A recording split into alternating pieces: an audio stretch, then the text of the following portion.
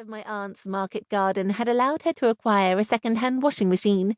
It was probably well over 20 years old, but both Mama and my aunt were thrilled with it. Of course, it was not an automatic machine which could be filled and left, like a modern one. It required almost constant supervision. Also, it did have a tendency to walk across the room when spinning, so Pizzetti screwed several pieces of wood into the floor to keep it in place. The washing machine was not the only improvement. At last, my mother and I had our own inside lavatory. A section at the back of the laundry room was partitioned off, and a fully flushing indoor WC was plumbed in. My mother's business was flourishing. She had amassed so much work that often we were forced to eat our meals squeezed up at one end of the kitchen table behind piles of sheets and tablecloths. However, the embroidery she undertook in such enormous amounts was never a chore for her. She would thank her clients for bringing work. It seemed that every new sheet, tablecloth, or handkerchief increased her confidence. My mother knew the price of everything and was meticulous with the money she earned, proud of the fact that she had never had to rely on handouts from the widow's charity. She'd even been able to pay for my school books without having to ask for assistance. Every week, she sat doing her accounts, placing coins and notes in different envelopes. There was an envelope for food, another for firewood, another for household bills. She also had a tin for her business expenses. At last, she began to speak about my father, and whenever she did so, it was of him as he had been before his accident, as though she had decided to close her eyes to the struggle of his disabilities, and instead wished to remember the vigorous and able-bodied man she had first loved. She had been creating her own stone memories. As she recounted stories and jokes he had told, and laughed at them again with me, her affectionate descriptions of my papa gave me new ways to think about him. I borrowed her memories and made them my own. The candle she lit every Sunday in church, and for which she paid 100 lira, was for him.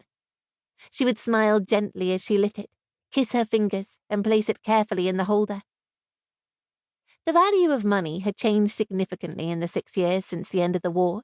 Now, a labourer could expect to be paid between 1,500 and 2,000 lira per day, depending on his skills. It pained me that the 100 lira my mother placed in the collection tin was the same amount that the church had paid my father for each day of his labour.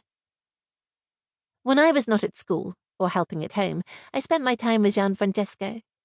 The acres of fields and orchards which surrounded Cascina Marcazzini were our world, where we could do and say as we pleased, and where our secret kissing could be concealed. As far as our mothers knew, Gianfrancesco and I were just friends.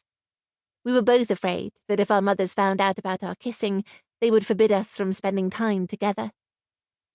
I still missed my father, though not in the same way as before. I wished that he could see how things had improved. I wished that I'd been able to show him my good grades. And finally, I wished that he'd been able to be part of the new post-war world which was emerging. I spoke to him constantly during my prayers. In truth, I spoke to my father more often than I did to God. I found praying to God pointless, since it felt as though my prayers were too small to be noticed. God was obviously too occupied listening to millions of others to hear mine. Speaking to my father was different.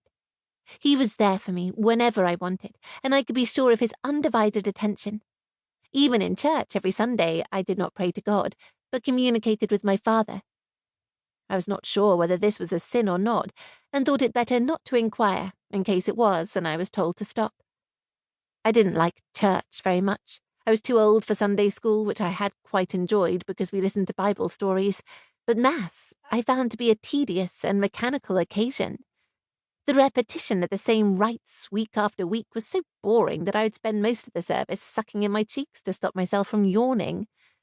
Although I went to confession regularly, as was expected of me, I kept my sins lightweight. I was not comfortable bearing my soul to Don Ambrosio, and certainly never told him about Gianfrancesco and our secret kissing. "Why don't you go to church?" I asked Gianfrancesco. "Because church is no place for me. I'm an apostate."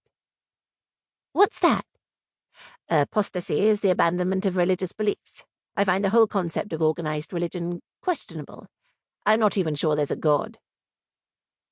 I was aware of the fact that there were people who didn't believe in God.